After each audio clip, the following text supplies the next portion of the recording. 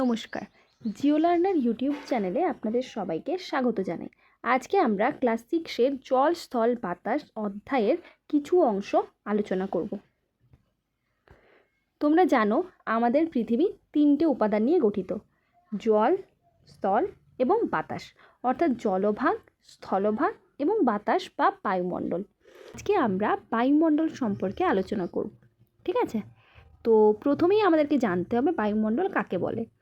পৃথিবীর গায়ে চাদরের মতো লেগে থাকা বায়ুর স্তরকেই বলা হয় কি বায়ুমণ্ডল। দেখো, তোমরা পাশের ছবিটা দেখলে বুঝতে পারবে যে একটা পৃথিবী রয়েছে এবং পৃথিবীর আশেপাশে বলয়ের মতো দেখো অনেকগুলো বায়ুর স্তর আছে, ঠিক আছে?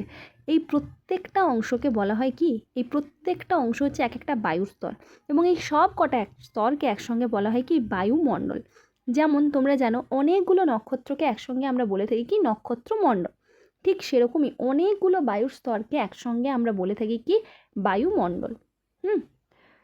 এই বায়ুমণ্ডল কীভাবে সৃষ্টি হয়েছিল না, পৃথিবী যখন সৃষ্টি হয়েছিল, ঠিক আছে, তখন কি হয়েছিল না, পৃথিবীর আকর্ষণে পৃথিবীর চারিদিকে কিছু গ্যাস আটকে পড়েছিল, যেটার ফলে কিন্তু বায়ুমণ্ডলের সৃষ্টি হয়েছে।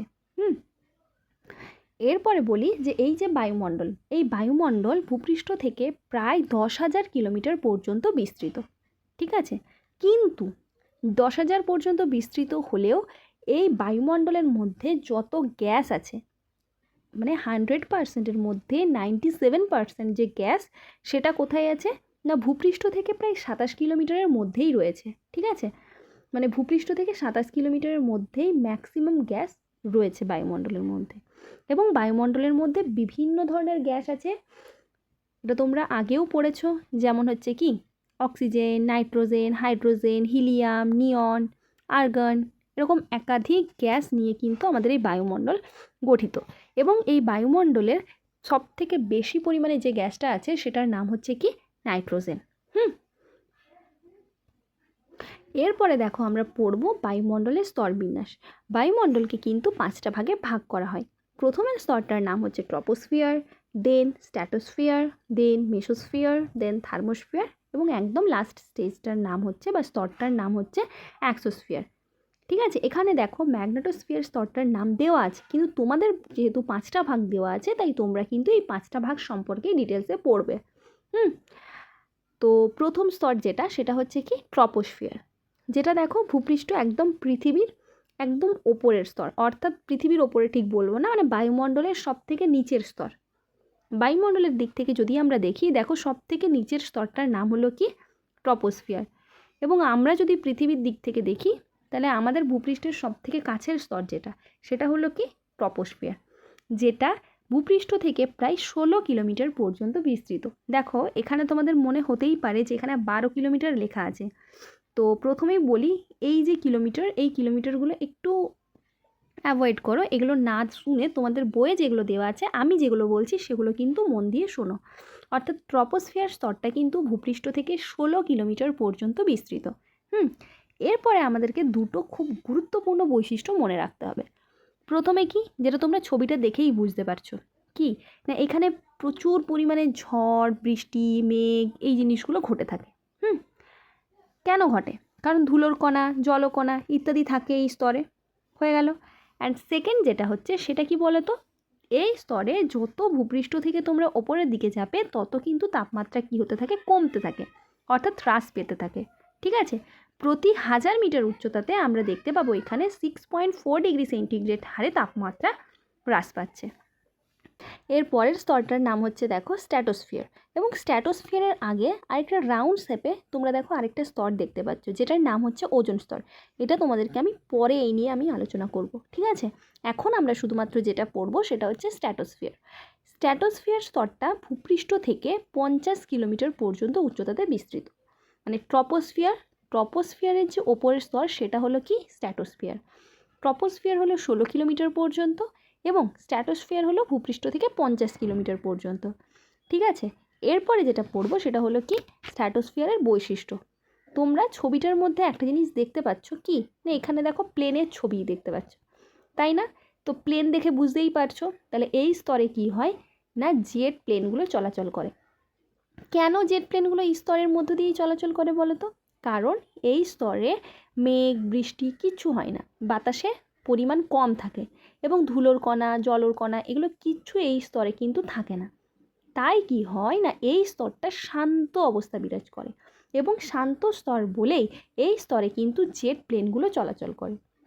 আর সেকেন্ড একটা খুবই ইন্টারেস্টিং ব্যাপার, সেটা কিন্তু বলে রাখি যে ট্রপোস্ফিয়ারে তোমরা দেখেছিলে কি না, যত আমরা উচ্চতা বাড়ছি তত উষ্ণতাটা কমে যাচ্ছে। স্ট্র্যাটোস্ফিয়ারের ক্ষেত্রে কিন্তু একদমই ঠিক উল্টো, অর্থাৎ যত তোমরা উচ্চতা বাড়বে তত দেখতে পাবে কি উষ্ণতাটাও কিন্তু বাড়ছে। ঠিক আছে, আর আরও একটা এর থেকেও খুবই গুরুত্বপূর্ণ আরেকটা জিনিস বলে রাখি, এই স্তরে কিন্তু রয়েছে কি, এই যে দেখো ওজোন স্তর, যেটা কি করে আমাদেরকে অতিবেগুনি রশ্মির হাত থেকে রক্ষা করে। ঠিক আছে, এই কয়েকটা বৈশিষ্ট্য খুবই গুরুত্বপূর্ণ কিন্তু স্ট্র্যাটোস্ফিয়ারের জন্য। পরের যেটা হচ্ছে সেটা হলো কি মেসোস্ফিয়ার, অর্থাৎ স্ট্র্যাটোস্ফিয়ারের ওপরের স্তরটা হলো কি মেসোস্ফিয়ার। এই স্তরটা ভূপৃষ্ঠ থেকে প্রায় 80 কিলোমিটার পর্যন্ত কিন্তু বিস্তৃত। এই স্তরের কয়েকটা বৈশিষ্ট্য দেখো, ছবিটা দেখলেই বুঝতে পারছো যে কতগুলো উল্কা ছুটে আসছে। তাহলে এই স্তরে কি হয় না, মহাকাশ থেকে ছুটে আসা উল্কাগুলো মূলত এই স্তরে এসেই পুড়ে ছাই হয়ে যায়। আরেকটা জিনিস বলে রাখি, এখানেও আবার ওই ট্রপোস্ফিয়ারের মতো কন্ডিশন হয় সেম, অর্থাৎ উচ্চতা যত বাড়বে উষ্ণতাটা কিন্তু ততটা কমতে থাকবে। তাহলে ট্রপোস্ফিয়ারে যেরকম হয় উচ্চতা বাড়ার সাথে সাথে উষ্ণতাটা কমে যায়, মেসোস্ফিয়ারের ক্ষেত্রেও কিন্তু ঠিক সেরকম, অর্থাৎ যত উচ্চতা বাড়বে তত আমরা দেখতে পাবো কি তাপমাত্রা কমে আসছে। ঠিক আছে, এরপরের স্তর হচ্ছে কি থার্মোস্ফিয়ার, অর্থাৎ মেসোস্ফিয়ারের ওপরের স্তরটা হলো থার্মোস্ফিয়ার, এটা হলো চতুর্থ স্তর। ঠিক আছে, এই যে থার্মোস্ফিয়ার, এই থার্মোস্ফিয়ারের উচ্চতা কত বলো তো, এটা ভূপৃষ্ঠ থেকে প্রায় 300 কিলোমিটার পর্যন্ত উচ্চতাতে অবস্থিত। ঠিক আছে, এবং এটা হলো মেসোস্ফিয়ারের ওপরে অবস্থিত একটা স্তর। এরপরে বলি এই স্তরের বৈশিষ্ট্য, তাহলে থার্মো মানেই তোমরা জানো গরম, তাহলে এই স্তরের একটা খুবই গুরুত্বপূর্ণ বৈশিষ্ট্য হলো এই স্তরে উচ্চতা যত বাড়বে উষ্ণতাও কিন্তু তত বাড়বে। তাহলে এই সেম বৈশিষ্ট্য আমরা একটু আগেই পড়লাম স্ট্র্যাটোস্ফিয়ারে কি পড়লাম না, যত উচ্চতা বাড়বে উষ্ণতাও বাড়বে, ঠিক সেরকমই থার্মোস্ফিয়ার স্তরেও যত উচ্চতা বাড়বে তত কিন্তু উষ্ণতাটাও বাড়তে থাকবে। ঠিক আছে, আর এই স্তরে আরও একটা জিনিস বলি যে এই স্তরে বাতাস একদমই থাকে না। ঠিক আছে, এবং এই স্তরে বাতাস থাকে না বলেই এই স্তরে আকাশকে একদম কালো রঙের দেখায়। তাই এই স্তরের আরেক নাম হচ্ছে কি না আয়োনোস্ফিয়ার। থার্মোস্ফিয়ার যেমন নাম ঠিক সেরকমই এই স্তরের অপর নাম হচ্ছে কি আয়োনোস্ফিয়ার। এবং ছবিটা দেখে তোমরা বুঝতে পারছো এই স্তরে দেখো কিছু দেখতে পাচ্ছ, বেতার তরঙ্গ প্রতিফলিত হয়। ঠিক আছে, এটা খুবই ইম্পর্টেন্ট একটা বৈশিষ্ট্য, এটা অনেক সময় শর্ট কোয়েশ্চেন দিয়ে দেয় যে কোন স্তরে বেতার তরঙ্গ প্রতিফলিত হয়। অ্যান্সারটা হবে কি না থার্মোস্ফিয়ার স্তরে কিন্তু বেতার তরঙ্গ প্রতিফলিত হয়। আর পাশে দেখো অ্যারোরা বলে যেটা মেরুজ্যোতি, এই মেরুজ্যোতিও কিন্তু থার্মোস্ফিয়ার স্তরের মধ্যেই দেখতে পাওয়া যায়। ঠিক আছে, মেরুজ্যোতি মানে হচ্ছে রাত্রেবেলায় কখনো কখনো কি হয় আকাশে সুমেরু এবং কুমেরুতে আলোর ছটা দেখতে পাওয়া যায়, তো এটা দেখতে পাওয়া যায় মেনলি এই থার্মোস্ফিয়ার স্তরেই কিন্তু। ঠিক আছে, এরপরে আমরা যেটা পড়বো সেটা হচ্ছে বায়ুমণ্ডলের সর্বশেষ স্তর, যেটার নাম হচ্ছে কি এক্সোস্ফিয়ার। এখানে এই ছবিটা দেখলে বুঝতে পারবে যে পরে আরও একটা স্তর আছে, কিন্তু তোমাদের যেহেতু 5টা স্তরের কথাই বলা হয়েছে তাই এক্সোস্ফিয়ারটা হবে কি না বায়ুমণ্ডলের সবথেকে পঞ্চম স্তর। ঠিক আছে, এবং এই স্তরটা কি থার্মোস্ফিয়ারের ওপরে, এই যে 300 মিটার বললাম না, যে 300 মিটার পর্যন্ত হচ্ছে থার্মোস্ফিয়ার, এই 300 মিটারের ওপরের অংশটা পুরোটাই হচ্ছে কি এক্সোস্ফিয়ার। এরপরে এই স্তরের একটা বৈশিষ্ট্য বলি, উচ্চতা বৃদ্ধির সাথে সাথে তাপমাত্রা কিন্তু বাড়তে থাকবে। অর্থাৎ থার্মোস্ফিয়ারে যেমন ছিল যত আমরা উষ্ণতা বাড়বে মানে উচ্চতা বাড়বে তত তাপমাত্রা কি হতে থাকে বাড়তে থাকে, এখানেও কিন্তু সেম, যত উচ্চতা বাড়বে তত কি হয় তাপমাত্রাও কিন্তু বাড়তে থাকে। এবং এই যে স্তরটা, এই স্তরটার পরেই রয়েছে কি অসীম শূন্যস্থান অর্থাৎ মহাকাশ।